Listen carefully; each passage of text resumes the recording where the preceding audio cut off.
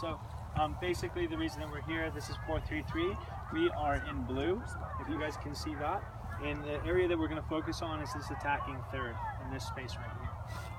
After reviewing the match the other day, it's pretty noticeable that when we are attacking these areas and we're recovering, this player is recovering, when we're attacking these areas, this space gets closed down pretty quickly, and these guys all come inside, and the choices that we're making are coming inside. And a lot of the times our structure is such that we have players that are behind the ball. We have a player here that's not available to the ball. You guys can all see where the ball is, right? Mm-hmm. Okay, so this is Tyson, this is Ethan. These are like our persistent players that kind of infringe on this.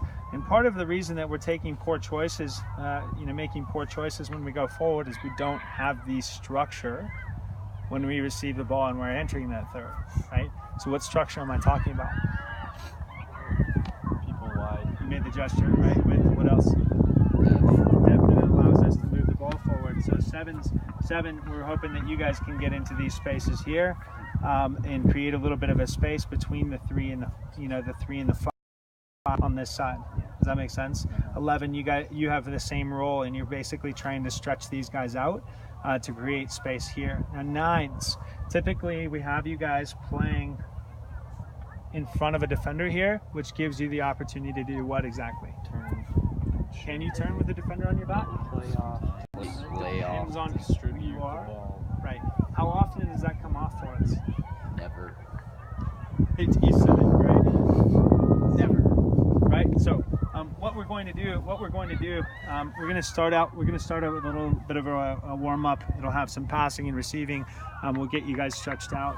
Then we are going to focus on a little positional rondo game, in which you guys have a lot of repetition at creating this structure. When we talk about structure, I'm referring to our shape on the field and the relationships that the spatial relationships that you guys have with each other that allow for the ball to move. It gives us options, or it doesn't give us options, right? And the space is always going to be changing just slightly, because defenders will cover spaces and cover opportunities that you have. So you're going to have to be aware of the gaps that you can operate in for the most part, and we're going to have to set up the structure a little bit and make sure that we're being patient and allowing numbers to get forward so that we can actually prevent attacks from developing and play the ball negative when we need to, right? So key players in this. Think about attacking third. Who are the key players involved in attacking and attacking? Forward 7, 9. Attacking is 8 and 10. And then who else? 6, right?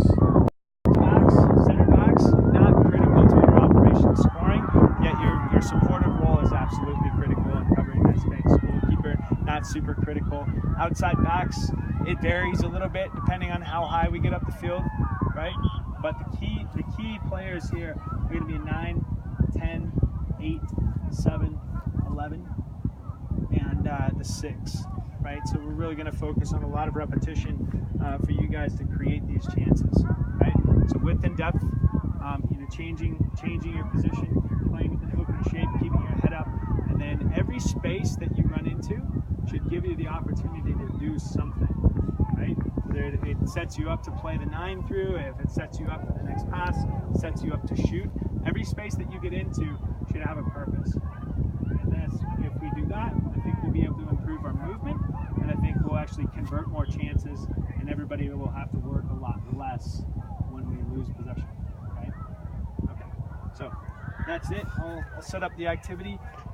Let me get some players in pennies over there, and we'll get started.